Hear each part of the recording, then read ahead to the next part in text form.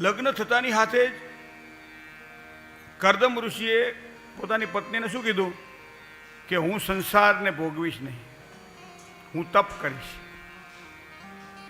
અને 30 વર્ષ સુધી લગ્ન પછી કરદમ ઋષિએ તપ કર્યું છે.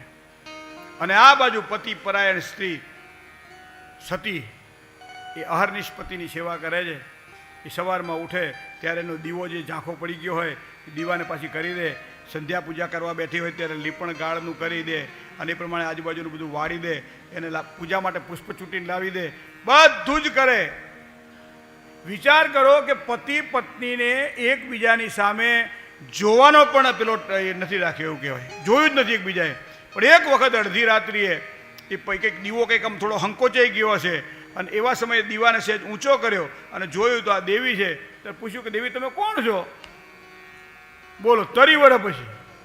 ત્યારે કીધું તું કૃષ કાયા હા આમાં હુક લકડી થઈ ગઈ. તપ કરી કરી અને પોતાની કાયાને હુકવી દીધેલી. સાહેબ કોણ છો આપ?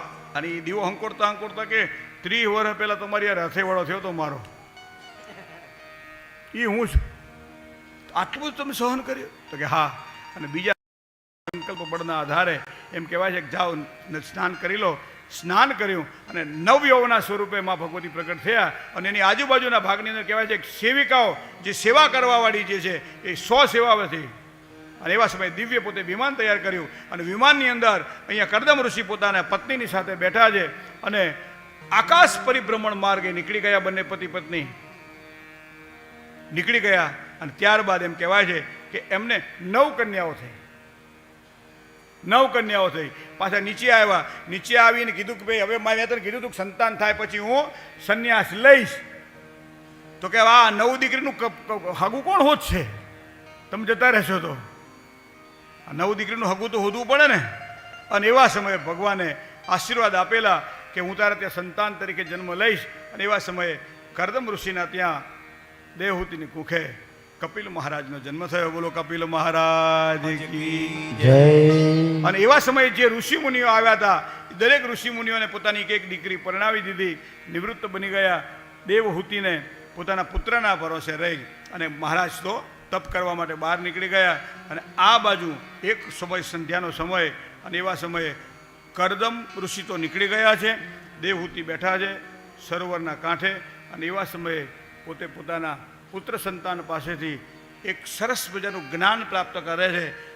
અહીંયા એને સાંખ્ય દર્શન કહે છે. સાંખ્ય દર્શન કહે છે. એ સાંખ્યનો ઉપદેશ કર્યો ભગવાને.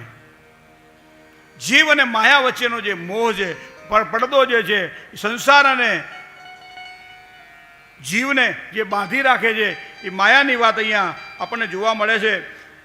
પુરુષ અને પ્રકૃતિ, એ પ્રકૃતિ અને પુરુષના લક્ષણો વિશે બહુ સુંદર રીતે પોતાની માતાને સમજાવ્યું છે. ત્યારબાદ ચૈતન્ય શક્તિ ગ્રહણ કરી અને પુષ્કળ પ્રકાશવાળું મહત્ત્વ એ પ્રમાણે કરી અને આખી તત્વની જે ઉત્પત્તિ છે એની વાત એમને કરી છે.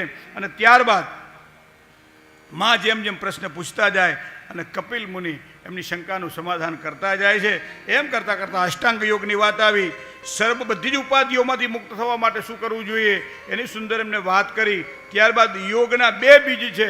એ યોગના 2 બીજમાં સબીજ યોગ અને નિર્બીજ યોગ એની વાતો કરી. ત્યારબાદ અધ્યાત્મ યોગની જેને કહેવાય સમજણ, એ અધ્યાત્મ યોગની સમજણ એ એમને પ્રાપ્ત થઈ. અને આમ કરતાં કરતાં પરમાત્માના દેવી સ્વરૂપનું જ્ઞાન થયું. અને કામી પુરુષો એ સામાન્ય રીતે પાપને લીધે તામસિક અધોગતિને કેમ પ્રાપ્ત થાય છે, મનુષ્ય જન્મની પ્રાપ્તિને લઈ અને ગર્ભાવસ્થાની અંદર જીવની સ્થિતિ શું છે, ગર્ભાવસ્થાની અંદર જીવ ભગવાનને કેમ યાદ કરે છે, કેવા એને દુઃખ કષ્ટ સહન કરવા પડે છે, એની વાત એમને કરી.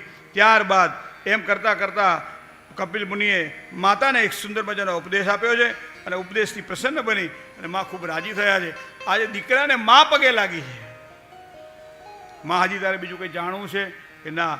ત્યારબાદ કપિલ મુનિ એમ કહેવાય છે કે માતાની રજા લઈ અને ઈશાન દિશાની અંદર ગંગા સાગરના સંગમ તીર્થમાં ગયા, જ્યાં ગંગાજી અને સમુદ્રનો સંગમ થયો છે.